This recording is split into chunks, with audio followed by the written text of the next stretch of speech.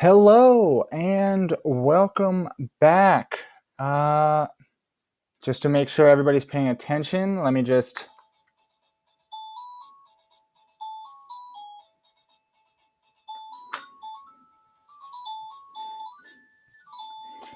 Yeah, that's right. I still have that bell, and I'm recording this at a time that it wouldn't upset my neighbors. You're welcome. How you guys doing? Welcome back. We are going into our next property of exponents today. I hope everybody's finished the problem of the day for today. I hope you have this video and your notes up somewhere. I wanted to share with you guys. I've been watching, these are the Some Good News with, I can't pronounce his last name, so I'm not even going to try. It's not going to load, whatever. The guy from The Office, he did one celebrating high schoolers, and I thought it was really cool. And he did an awesome job. You should watch all of them. So I wanted to share that with you guys. I also wanted to share hilarious quarantine thing. So I was texting someone, and I typed the words overwhelmingness. Like I was like, the overwhelmingness. Okay. The autocorrect changed it from overwhelmingness to overwhelming mess. And it is the first time in my life that autocorrect made my sentence better. So thank you, autocorrect, today, I guess. All right. Like I said, I hope you're doing well. I hope that you have watched the product property video. We have the key right here. Let me zoom in my screen, make it a little bit easier to see. We have the key for those notes. They were on Monday.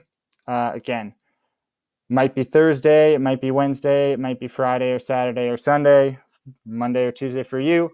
Whatever day is fine. I hope you're doing well. So in the last video, we talked about when we multiply exponents, when we multiply powers, we add their exponents. All right. We talked about how they expand out. Okay. Today, we're going to talk about what happens when we divide. So again, these properties help us to, rather than having to write out multiplication over and over and over and over and over again, these properties help us shrink that down. So when we divide powers that have the same base, we'll subtract their exponents. Hopefully that makes sense, right? When we multiplied 2 to the fourth times 2 to the third, we added their exponents. Now, since we're dividing, we're going to be doing the opposite, or subtracting. So here I have 4 to the sixth divided by this fraction bar.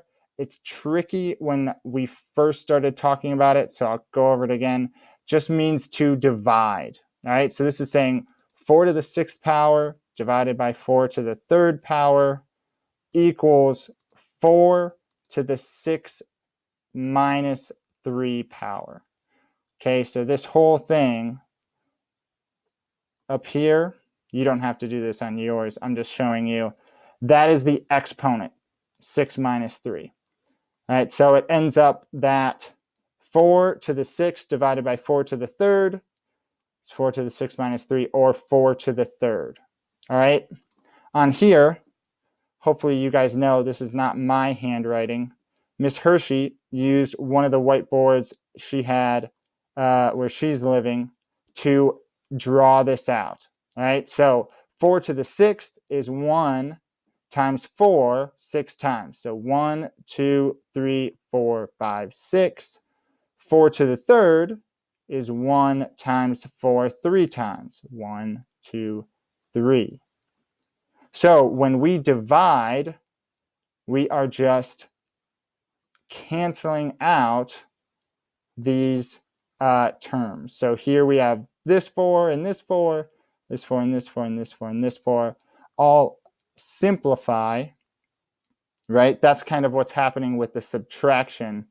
We're getting rid of 1, 2, 3 of the 6 fours. So we're left with 1 times 4 times 4 times 4, or 4 to the third. Okay, just like we had up here. Hopefully, I'm pretty sure we're going to put in a question in Edpuzzle to help clear that up. Then we're going to do 1 together, and then you guys are going to simplify 4 on your own. Okay, so here we have 2 to the third divided by 2 squared. So that's going to be my new equation. I'm going to have 2. Then I need to put it to a power. Again, I like to hit Shift 6 because that makes the most sense to me. Then we're going to do the exponent in the top of our fraction, 3, minus the exponent that we're dividing by, 2. Okay, so 2 to the 3 minus 2. 2 to the third divided by 2 squared, or 2 to the second power, equals 2 to the 3 minus 2. 3 minus 2 is just 1. So that's 2 to the first. All right, 2 to the first, hopefully we know, is just 2. But I'm going to leave it as that exponent for now, so that makes sense. Okay, so you'll remember that with geometric sequences, we had n minus 1 as an exponent. If you don't, no big deal. But it's just like that in terms of how we're writing it. Okay, so this has been knocked off this page. But again, you can check out this video if you want a different kind of explanation. In terms of what we did today, just skip to the second half of that video, about like 3 or 4 minutes in. Should be pretty good. And try these 4 on your own. Those will be what we'll look for on your notes for credit. So you do 7 to the 4th divided by 7 to the 1st, right? 7 to whatever power minus the other, and then your answer. All right, hopefully that works. Let us know how you're doing. I hope you guys are awesome. You guys are seriously the best. And have a good day. Now I'm going to stall until I can end.